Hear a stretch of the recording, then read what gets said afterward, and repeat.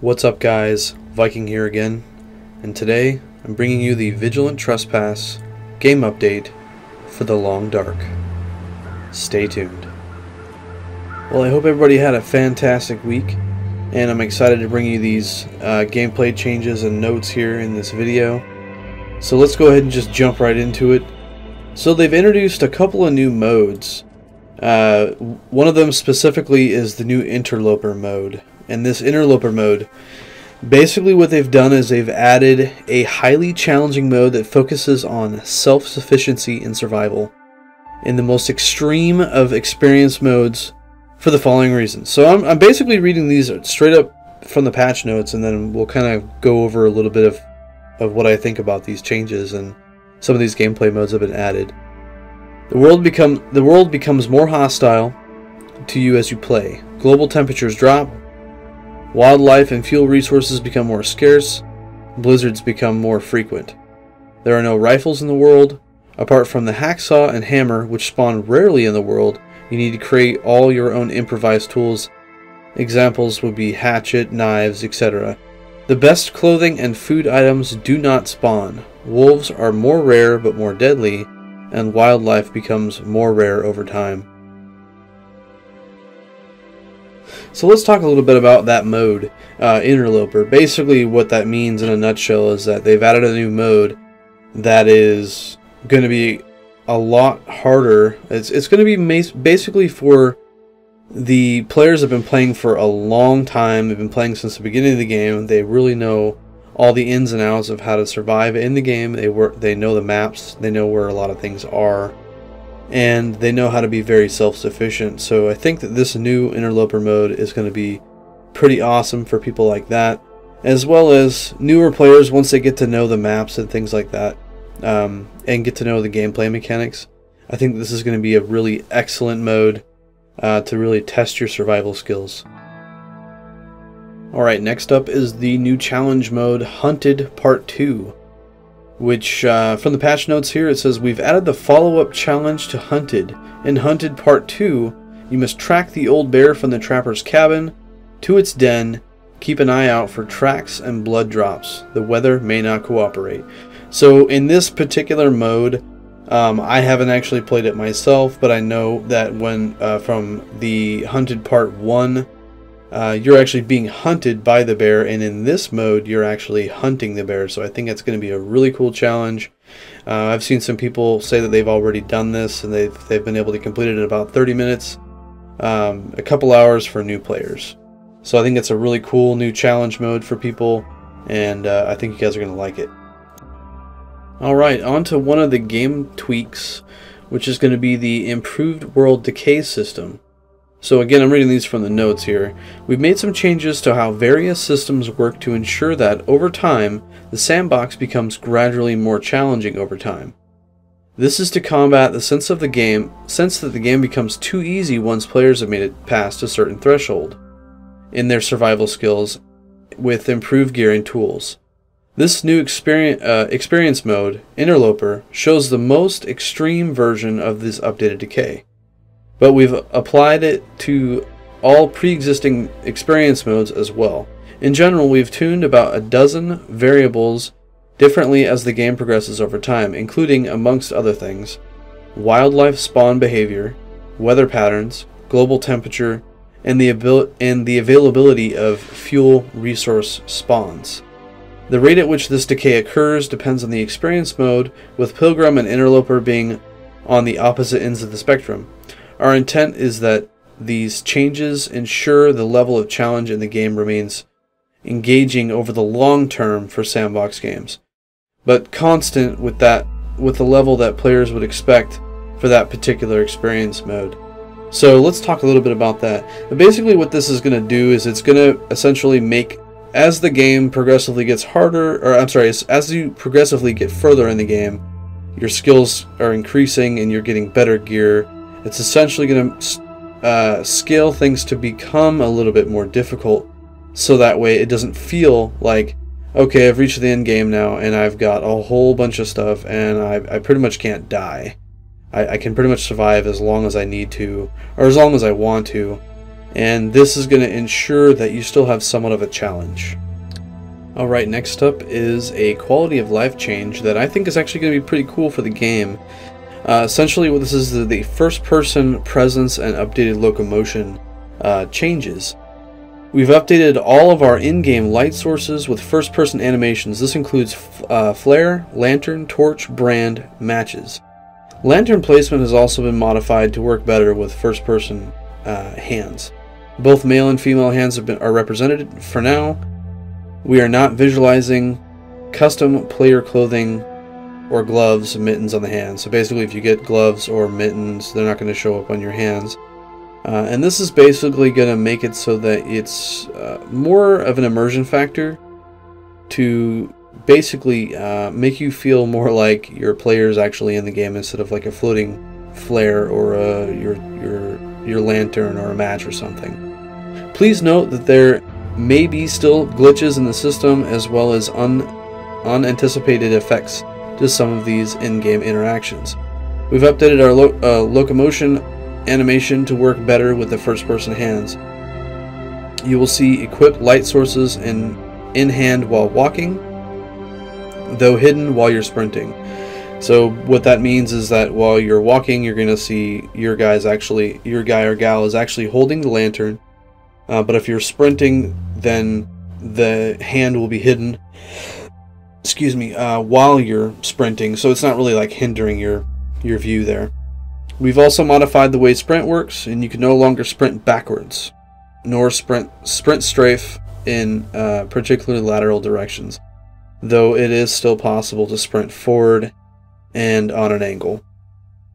So again, this is more of like a quality of life immersion type thing to make you feel like more like you actually have your character and you're actually playing the character, you're actually holding these items and using these items, and I think that's really great for the game. Alright, next up is the rest and passing time interface changes. Our last pass on the rest and passing time interface was confusing for players, so we've updated both of these interfaces. Now, to pass time, you use the radial campcraft menu to select the pass time option, and the icon now shows up as a deck of cards. You will now get real-time feedback on how passing time affects your status, and you can interrupt this passing time at any time. Please keep in mind that the previous warmth bonus during pass time was an artifact from the use in the rest menu and was not an intended bonus. So basically what that means is you were, I guess previously you were getting a warmth bonus if you were in the rest menu and you were passing time, and that was not supposed to be a thing. So you can now pass time anywhere, i.e. you don't have to be at a bed or a bedroll. So that's another nice little change. Being able to pass time anywhere is great. Rest also works, you can rest from a bedroll or any bed, and both interfaces have been updated to clarify your current status to help you make a better decision about how long you want to rest or pass time. So again, these are just some interface changes to help you, I guess, kind of differentiate which thing that you're trying to do. So if you're trying to rest or if you're just trying to pass time. Alright, next up is the Wolf Decoy exploit fix. We fixed the Wolf Decoy exploit. Decoys will now cause wolves to retreat for a period of time, but they no longer stand there making an easy target. Only meat, including fish and guts, may now be used for decoys, and the drop decoy action will automatically select the quote-unquote smelliest, i.e. lowest condition meat in your backpack. So previously, with this particular bug and exploit, if you use the decoy option, it essentially made the wolves kind of like stand still and made them a super easy target to just be able to take down, and now it actually makes them retreat. So that's actually, I think, a good fix, because you could essentially just cheat using this and get easy meat or easy anything else that you would get from the wolf. So a good fix. Now I want to kind of talk about the beachcombing gameplay that's been added, and I think this is really cool. So this would be like for the coastal highway map, or maps that have essentially some where open water would be. And it says here, we've updated the coastlines to have open water. You'll find that you will find useful things occasionally wash up, but keep an ear out for signs of weak ice. If you fall in the water, and you will get instant hypothermia and your clothes will be wet. So again, this gameplay, this new gameplay feature that has been added essentially allows you to kind of go along the coastline, find things that could occasionally wash up. I've heard that people have found things like sticks, firewood, and even books, like research books. So that's really cool. But in order to get those things, sometimes they'll be over like patches of weak ice. You'll have to run out real fast and grab the item and run back as quick as possible. Or you will fall in, you'll get hypothermia, and you could potentially die. So another great little gameplay feature that's been added, and I think it's going to be really great. Great little feature that's been added there. It's really good. 2 new skills have been added. There'll be archery and mending. We've added 2 new skills, archery and mending. Keep in mind that we're still iterating on the skills system, so our plan is to continue tuning and expanding the system over time. So basically archery, this would be you're using a bow, and every time you use the bow, your skill has a chance to increase, which is pretty cool. And then the mending, I'm not entirely sure if that's mending as in like applying bandages to yourself, or is that's like mending as in like repairing some of your items, possibly the bow. I'm not entirely sure on that, but I will find out, and I will try to include that information for you. Next up is the feat slots. Now I think this is a good change because this is basically going to give people the ability to use their feats if they want to use them, or if they choose not to use them at all. So based on feedback from the community, we've modified how we handle feats. Now each experience mode supports a number of active feats. 5 for Pilgrim, which is the starting, or I guess easiest mode, 4 for Voyager, and etc. So basically, the harder the difficulty, the less feats you will actually have access to. During the sandbox setup, you'll need to activate any feats you've unlocked so far, and those feats will be active for that particular sandbox game. So what that means is that you're going to be using those feats for that particular gameplay, or for that particular sandbox, and you can't, I believe you won't be able to activate any other ones that you've unlocked during that gameplay.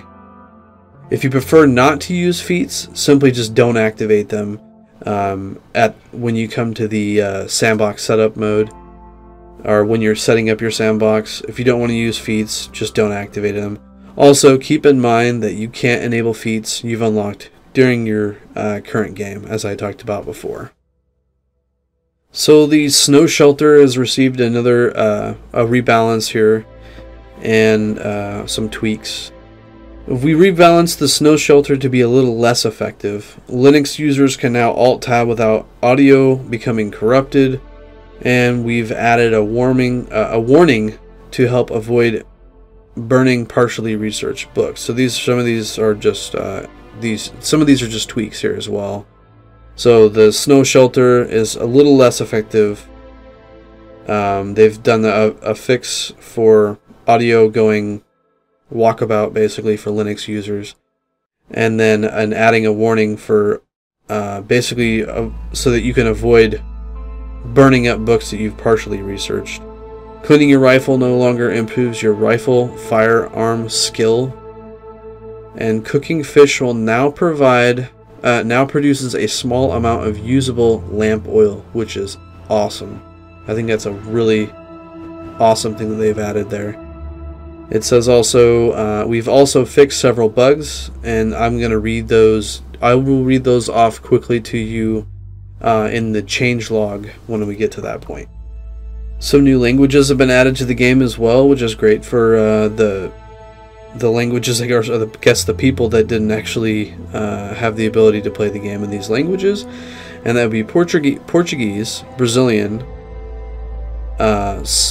Spanish, Finnish, and Dutch.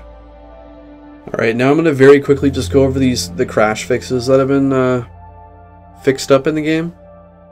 And so I'm just going to read over these fairly quickly here. I'm not really going to go into too much depth. So they've fixed a rare crash with firing arrows, a crash issue when you're in the fire UI, in the badges UI, a rare audio crash, crashes that occur in the snow shelter UI, crashes related to cabin fever, when accessing the log screen, a crash when canceling your fire starting, and most of these are rated as rare as well. A rare crash when being stalked by a wolf. Many campfires out of memory crash. I'm assuming that means if you have multiple campfires all around, it could cause the game to run out of memory and just crash out. That has been fixed. A crash that occurs when trying to force burn an unused research book. A rare crash that could occur when firing your survival bow. And a crash that occurs when entering a struggle and holding a lit flare, torch, or brand. And then a little bit more here on the gameplay tuning. Again, I'm just going to go through these quickly. I'm not going to spend a ton of time talking about these, but they're going to be in regards to some of the things that we've already talked about. So they've tuned the snow shelter dismantling resources. Hacksaws can now be used to harvest saplings and tree limbs. Updated the bed and bedroll interface to support pastime as well as rest.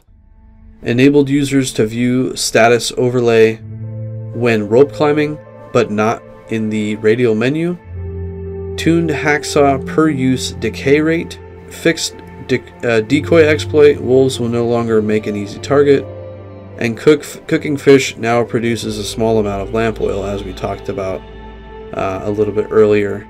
So this is going to vary based on the fish type as well as the weight. On top of all of these changes and the new modes, they've also put in a ton of fixes too.